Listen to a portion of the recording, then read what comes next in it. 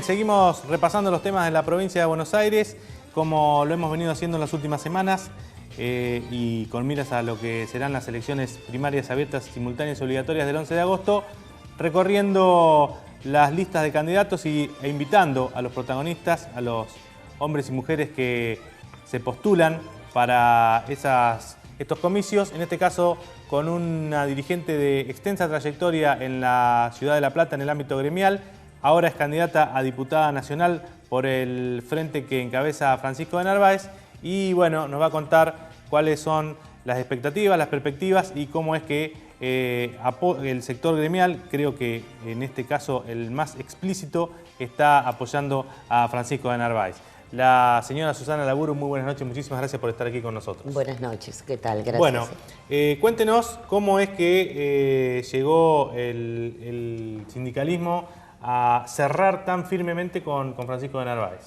Bueno, primero convengamos que el movimiento obrero que preside el compañero Hugo Moyano, con la gran mayoría de los gremios que nuclea en la CGT, se conformó un partido que es el CET, el Partido de la Cultura, la Educación y el Trabajo.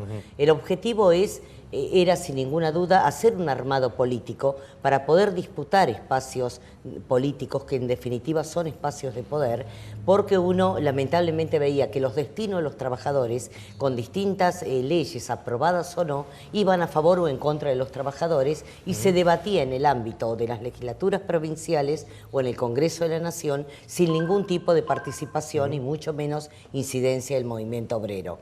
Ya la CGT había dado un paso a nivel nacional, también a nivel provincial, pero a nivel nacional con Facundo Moyano, con Omar Plaini, que realmente ennoblecen de alguna manera al movimiento obrero con su actuación dentro de las cámaras, pero en absoluta minoría. Bueno, queríamos cambiar eso y de ahí que conformamos el partido. Y ante la coyuntura de esta elección, resolvimos hacer un frente con el grupo de Narváez, que sin ninguna duda era un grupo peronista como son la mayoría del sector nuestro. Laburu, ¿por qué quedó fuera de este armado el partido del Momo Venegas, de Jerónimo Venegas? Bueno, el Momo Venegas viene ya con anticipación a la conformación de este nucleamiento de Moyano y con una aspiración concreta en su momento. Él no esperó el armado, digamos, que llevamos a cabo en el momento oportuno en los gremios que estábamos en CGT. Y él ya un año antes había lanzado su propio espacio político y decidió, y obviamente a nivel sindical es un gremio amigo, es un compañero dentro de la CGT. Porque todo, digamos, es nuestro secretario de Interior en CGT. Claro, por eso, ¿no? Todo parecía indicar que había cierta afinidad, por lo menos en el grupo. Bueno, y sin a embargo, nivel gremial la hay absolutamente. ¿Y entonces por qué no se pudo conformar ahí un...?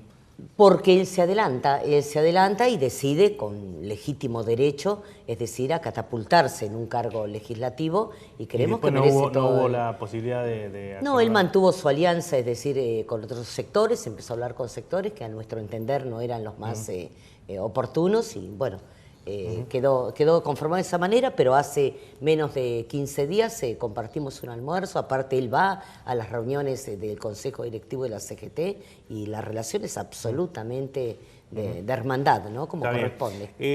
La irrupción del Frente Renovador de Massa cambió el escenario claramente en la provincia de Buenos Aires. Algunos diversos, según con quien consulte, va a concluir quiénes son los más beneficiados o los más perjudicados por este aterrizaje, digamos, de Massa como candidato. A mí me parece que uno de los más perjudicados es el grupo de Narváez. ¿Ustedes cómo lo piensan afrontar esta situación que creo que en algún punto también se ve en algunas encuestas? Uno tiene que estar preparado para cualquier contingencia, ¿no? Es decir, creemos que todo esto, este cimbronazo de la aparición de Massa, ¿usted coincide era natural en términos generales, que sí, es uno de los que digamos que compiten por lo mismo o por lo menos estaban tratando de competir? En la apariencia, en la apariencia se compite con lo mismo. Es decir, cuando un sector tiene que salir a aclarar o hacer las cosas que siendo parte de un mismo gobierno no realizó o no descubrió en todos estos años, por lo menos a nosotros nos llama la atención y a los compañeros también. Es decir, ahora parece que se descubre, es decir, la falta de trabajo, que se descubre la inseguridad, que se descubre la inflación. Es decir, por algún motivo, la Central de Trabajadores a la que pertenezco, es decir, hace un par de años, cuando vimos que el gobierno nacional dejaba de dar respuestas es decir, a los trabajadores, entendimos que se estaba cambiando el rumbo del proyecto nacional con el que habíamos coincidido en un comienzo. Porque nadie puede negar que en la primera etapa del gobierno de Néstor Kirchner, por ejemplo, tuvimos el avance dentro de las convenciones colectivas de trabajo inéditas en mucho tiempo. Pero esos convenios colectivos, esas paritarias, dejaron de ser libres y el sector público es el más fiel exponente cuando nos empezaron a poner techos en las discusiones de las paritarias. Sí. Entonces, ¿de qué paritarias libres, por ejemplo, estamos hablando cuando nos ponen un techo en la discusión? Cuando nos dicen, reúnanse, los convocamos, pero esta es la masa salarial, de acá deben salir los salarios de los empleados públicos. Y como decía el general Perón, la única verdad es la realidad. Y hoy nosotros estamos representando sectores de trabajadores, por ejemplo, en la provincia de Buenos Aires, con docentes y auxiliares de la docencia, que son casi los peores pagos del país. O nos encontramos con trabajadores municipales que blanqueados nos llegan a cobrar 1.000 pesos de sueldos al mes. Sí, ahí hay una cuestión que, bueno, que la legislatura está discutiendo, pero todavía no ha logrado avanzar, que es el tema de... No ha logrado avanzar a pesar de la iniciativa que tuvo el compañero de origen gremial, el compañero Jorge Mancini, actual diputado provincial, titular del SEAMSE, donde increíblemente, es decir, intendentes de origen peronista, sin ninguna duda, se opusieron en su momento al tratamiento, movieron sus propias fuerzas para no tratar un tema tan delicado y tan legítimo, plagado de legitimidad, como es la necesidad de la paritaria para los compañeros municipales de la provincia. Mancini, que es y en todo el país, ¿no? Uno de los que también, digamos, dejó el oficialismo para pasar a integrar este grupo que integra de Narváez. Yo creo que el oficialismo, insisto, se alejó del movimiento obrero porque nosotros mantenemos la coherencia de seguir reclamando lo mismo. Si cuando decimos que estamos en contra del impuesto a la ganancia, porque para nosotros es un impuesto al trabajo, bueno, hoy hay candidatos que descubren que hay que afectar a como es el sistema de bancos, a la renta financiera, como se dice, con el impuesto a la ganancia. Nosotros venimos diciéndolo hace rato, que el mínimo no imponible tiene que ser ascendido. Bueno, todas esas cosas que nosotros hace 2 años sistemáticamente estamos reclamando al gobierno, que fue cuando el gobierno nacional decidió cerrar sus puertas a estos reclamos, es decir, parece que lo descubren ahora. En buena hora, si eso contribuye a que realmente sea tratado en los ámbitos que corresponden, ¿no? Laburu, en estos últimos años ha habido un cierto desmembramiento de lo que son las centrales sindicales, con algunas divisiones, ya hay por lo menos 3 CGT, 2 CTA, y además, creo yo, coincide este escenario, este panorama, con una caída en lo que son la representatividad de los sectores trabajadores, de los dirigentes gremiales dentro de las listas, porque exceptuando la de Venegas y la de Narváez, en el resto de las listas no hay tanto dirigente gremial. ¿Usted cree que esto incidió, que el gobierno logró, con este desmembramiento, debilitar al movimiento obrero? Por lo menos a los sectores afines o llamados oficialistas, sin ninguna duda.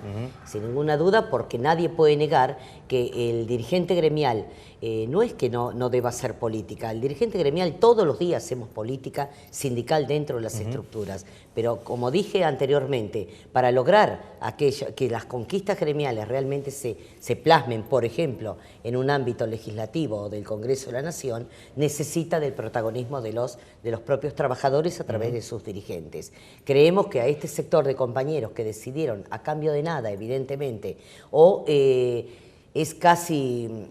Llama la atención, por ejemplo, que ante una medida de fuerza que llevó a cabo, por ejemplo, el gremio de camioneros, reclamando el tema del impuesto a las ganancias, de otras centrales sindicales, afines o no afines, no adherían, pero sí reconocían lo legítimo del reclamo. Entonces, ¿cuál es el motivo por el cual, yo no digo hacer ni un paro general, ni movilizar los compañeros a la calle, pero levantar la voz y decir, en esto coincidimos, en esto tienen razón, no importa quién haya tomado la iniciativa?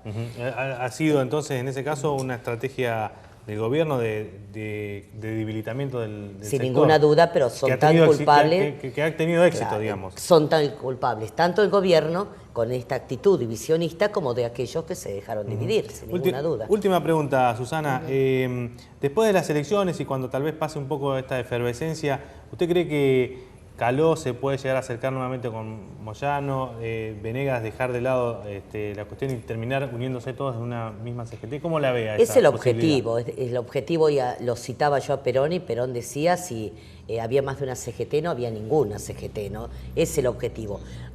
Pero también convengamos que por ahí hay nucleamientos sindicales que ideológicamente tienen otros objetivos o otro pensamiento.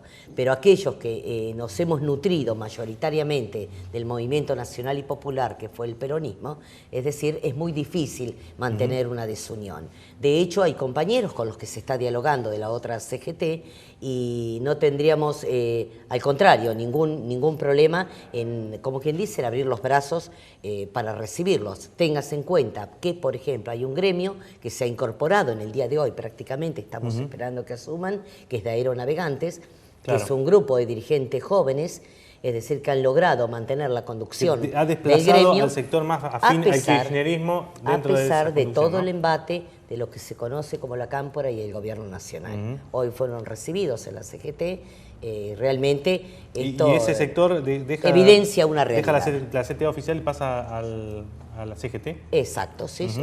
Bien, Sí. Susana, bueno, seguramente con el transcurso del correr de las semanas podremos volver a invitarla. Por ahora le agradecemos mucho su presencia aquí y bueno, le deseamos suerte en la campaña. No, el agradecimiento es mío y vuelvo a decir que uno que vive recorriendo con el compañero de Narváez, los barrios platenses, por ejemplo, da, como dice Moyano, no tristeza, profunda bronca ver cómo bajo un régimen o bajo un gobierno peronista, tal vez fue un acto fallido lo de régimen, es decir, haya tanta marginalidad y miseria, ya no pobreza, sino miseria.